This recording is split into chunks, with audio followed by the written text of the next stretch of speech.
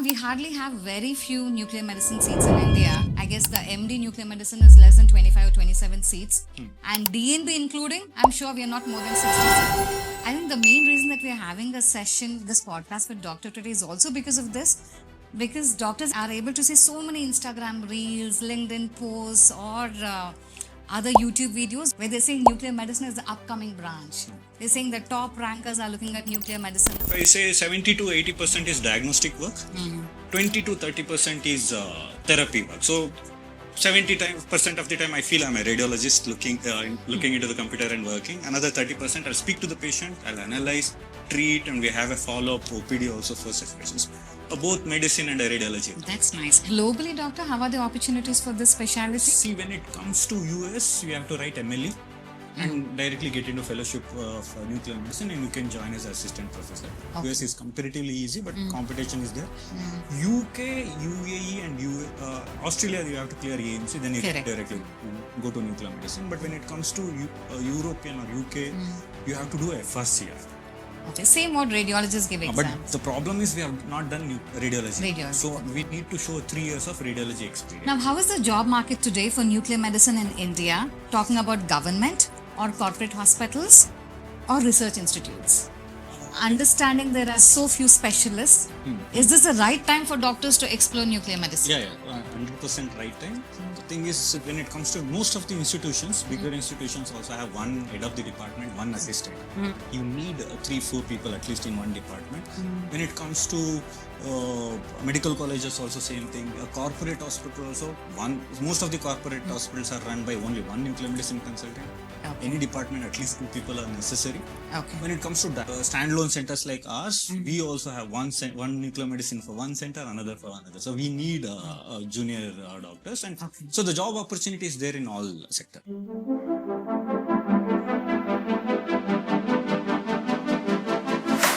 Hello everyone. Welcome to another interesting episode. So today we have with us Dr. Kiran Kumar, consultant nuclear medicine. He completed his MD in nuclear medicine from PGIMER Chandigarh and is the founder and director of Kiran Nuclear Medicine and PETCT. Under his leadership, Kiran PETCT has become one of the Bangalore's reputed nuclear medicine centers, known for clinical excellence, cutting-edge technology, and commitment to patient-centered care. Hello, doctor. Thank you so much for being with us today. Thank you. Thank you for inviting me. Thank you. Doctor, can you briefly share about your journey and what was interesting about nuclear medicine? Why did you take this specialty? So I completed my MBBS from KIMS Bangalore.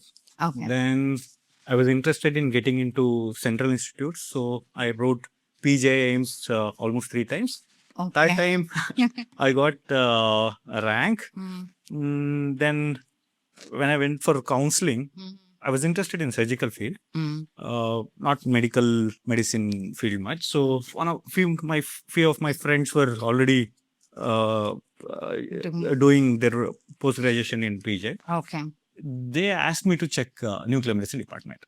So before counseling, I saw what all is there in nuclear medicine. There was an equipment called PETCT, SPECTCT, and some therapies. So at the start, I thought I took a risk. I took nuclear medicine. I was still not sure because during those times, few people asked me, "Did you take physiology?" I was like, "Oh."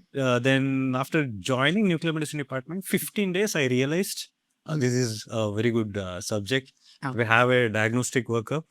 Also a therapeutic this thing. I'll be a diagnostic radiologist, like a radiologist, and also like a medicine person. So I developed interest. I stayed. Finished my MD in PGIMER Chandigarh. I worked there for a few years. Then I was heading a unit in Bombay Hospital, Mumbai. From there, I started my first center in Banshankari, second stage, which has all sectors of nuclear medicine, PETCT, SPECTCT, and also nuclear medicine therapy. Again, we started one more center in Indranagar.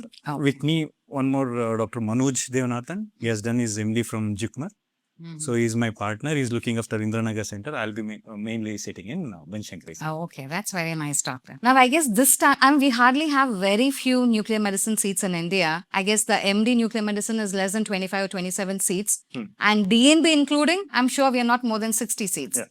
So for doctors who are exploring nuclear medicine, or for doctors who've already got nuclear medicine in round 1 now, and who are thinking, should I go ahead with this for round 2 or should I go for a different specialty? So for young doctors who are not fully aware about the specialty, can you please tell us what's included in this branch? So when nuclear medicine has three parts or departments. One is PETCT, the second is SPECTCT or gamma camera we call, and one Theranostics. Other is Theranostics. Theranostics is diagnostics and therapeutic work will be done by same radioisotope.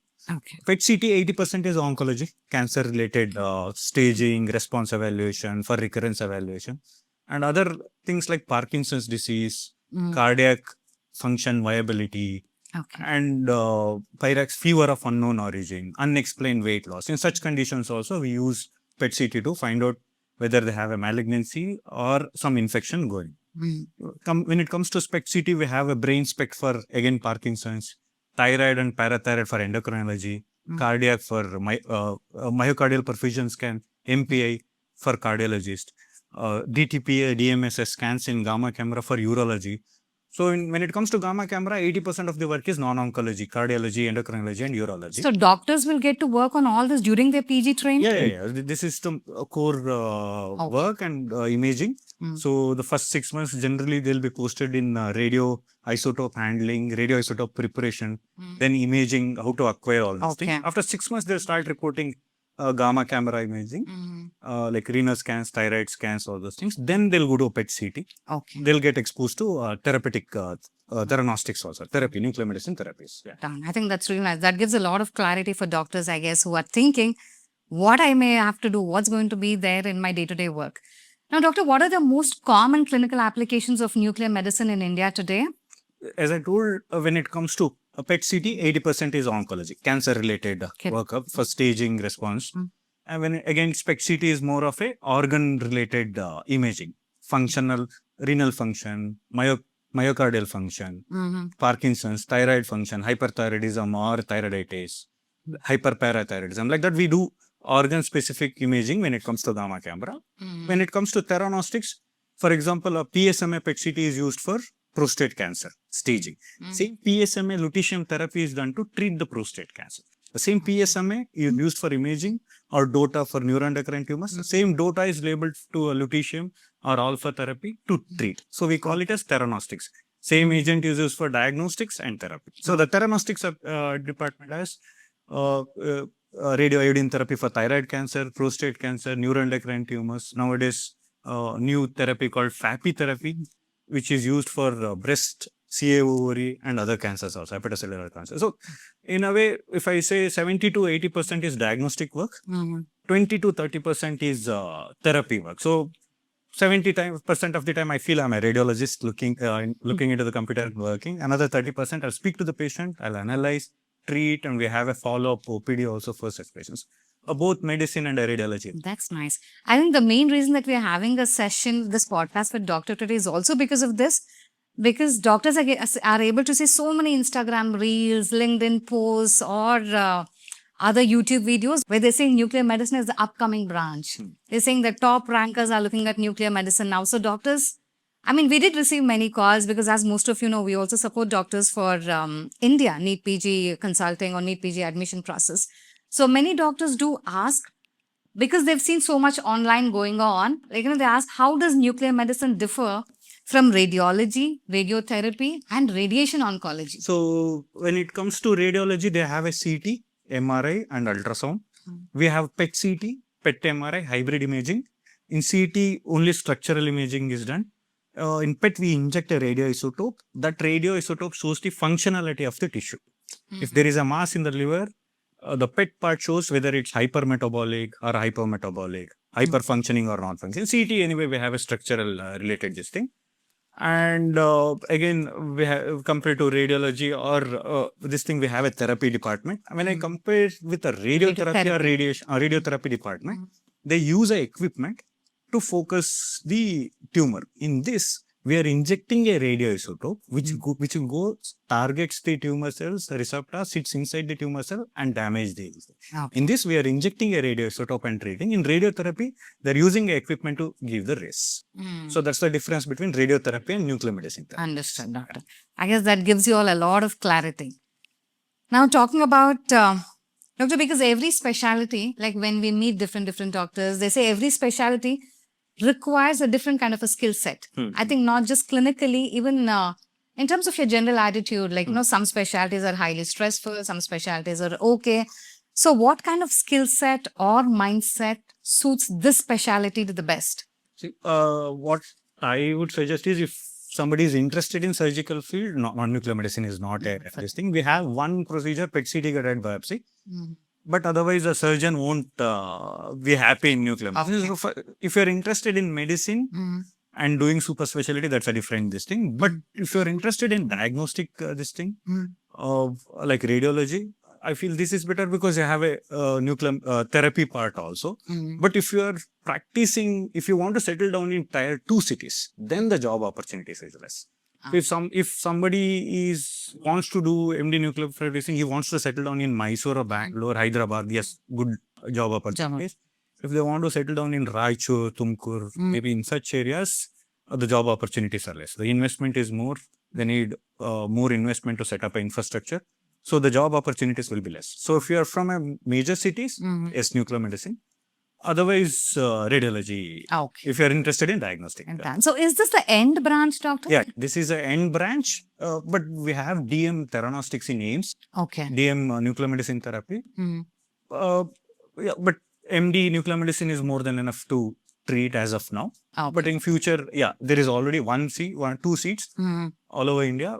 DM Theranostics. And globally, doctor, how are the opportunities for this specialty? See, when it comes to US, you have to write MLE and directly get into fellowship of nuclear medicine, and you can join as assistant professor. US is comparatively easy, but competition is there.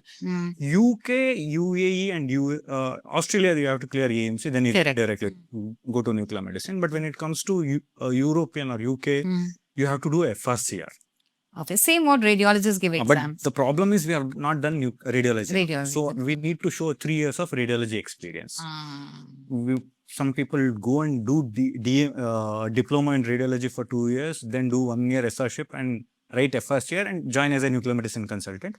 Only in UK and UAE, you may need radiology course. Yeah. FRCR is a must for Thank you. US it is. And do students, or let's say, do doctors need a strong physics background to be successful? No, not necessary. The amount of physics required for radiology, that's more than enough. Yeah. You should. The other subject is radiopharmacy, where we learn different types of drugs, what is the decay, how it, mechanism of action, all those things. If they have read biochemistry and pharmacology, I don't think it is difficult. Thank you, doctor. Thank you for the clarity. Now, how is the job market today for nuclear medicine in India? Talking about government or corporate hospitals or research institutes? Understanding there are so few specialists, is this the right time for doctors to explore nuclear medicine? Yeah, 100% right time. The thing is, when it comes to most of the institutions, bigger institutions also have one head of the department, one assistant. But you need 3-4 people at least in one department. When it comes to medical colleges, also same thing. A corporate hospital also, most of the corporate hospitals are run by only one nuclear medicine consultant. Any department, at least 2 people are necessary. When it comes to standalone centers like us, we also have one nuclear medicine for one center, another for another. So we need junior doctors, and so the job opportunity is there in all sectors. Whether you want to settle down institutes, medical college, research centers, or a diagnostics standalone center. Thank you, doctor. Now, understanding that, we've understood now the job scope is quite good. The future looks quite bright. I'm sure every doctor will have this question on mind. What is the income or what is my earning going to be? Are consultants in nuclear medicine paid at par with other consultants working in the hospital? As of now, nuclear medicine consultants are paid more than any MD. Oh, that's very nice. Yeah. So when other institutes or standalone centers, as of now, the salary is more than any other in the department. Okay, that's nice. I think that's a very good news for all the doctors who are listening to this podcast now. So now we've understood about the career scope, job, salary. Now the next doubt that most of the doctors have on mind is on the work-life balance and the, of course, lifestyle. So what does your typical work day look like, doctor? Is it very stressful or there is work-life balance in this specialty? We have a decent work-life balance, but it starts early in the morning. Okay. Around 6:45, 7 it starts. We should be ready to understand the history, the scan procedure. Everything starts by 6:45, 7. Few centers early also. It will be jam-packed for like 5-6 hours. Most of the scans should be done in those 4 hours because patient will be fasting. And this is a radio isotope. I can't keep it for long period of time. So most of the scans are done in first half. So the doctors are expected to work more in the first half. Second half, the work gets slowly like lesser work. By 5-6 o'clock, we should finish off most of the work. That's So we have good. So that's a very good work-life balance. We don't have night duties. We have night duties in institute because if any emergencies like GI bleed scan, testicular scan, you may have to work in the night. Otherwise, private setups, we don't get night calls. And Sundays all over India, it is all. Whether it's central institute or center, it's off. No, it's not working. That's really nice. I guess because most of you know now, we support doctors for US, UK, Australia. Now UAE we've started. I think the first question that most of the doctors ask now is, how's the work-life balance in this country? How many hours are we supposed to work? Do we have a week off? So I think that this specialty really fits in to doctors who are exploring. It's if you're finishing off work by 5, I think that's why most of them pick radiology or dermatology, you know? Yeah. The doctors who take these two branches, everyone says, no, we're taking this branch because there is good work-life balance. Yes. So when I compare to dermatology or radiology, Sunday is also off. Yeah. So thank you, doctor.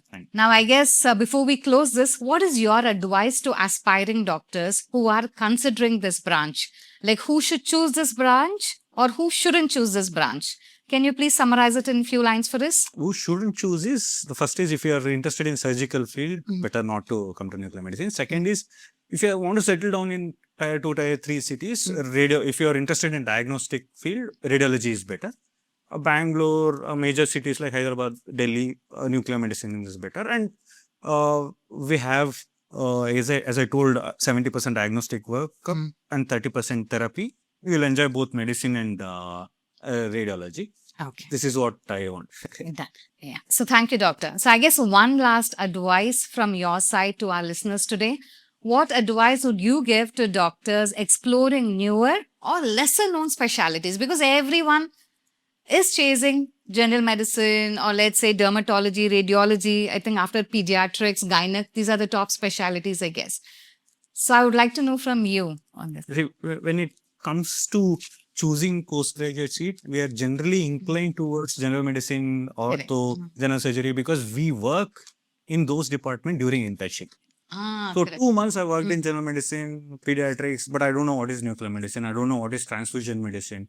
Correct. I don't know radiotherapy. I don't know other subjects because we have not worked during internship. So that's the most common reason we feel we should take surgery, orthopedics. Like if you know where to settle down and what is your work-life balance or what is your interest, I think you should explore subjects which are better opportunity, less number of seats, and not many people knows. Oh, I guess it's a beautiful answer. Actually, when you see that, like it was an internship, your exposure is so limited to only this major departments. No, I think that's how. That's the reason you are inclined towards those subjects. Okay, done. Thank you, doctor. So thank you so much for the doctor. It was great talking to you. So if I have to summarize this, I guess you've known everything about nuclear medicine now. You've known about the career, that is the job prospects. You've known about what it includes in your day-to-day work. You've understood about what's the salary kind, what's the future scope kind, and is this an end branch or not an end branch? These are questions that most of the doctors have been asking us.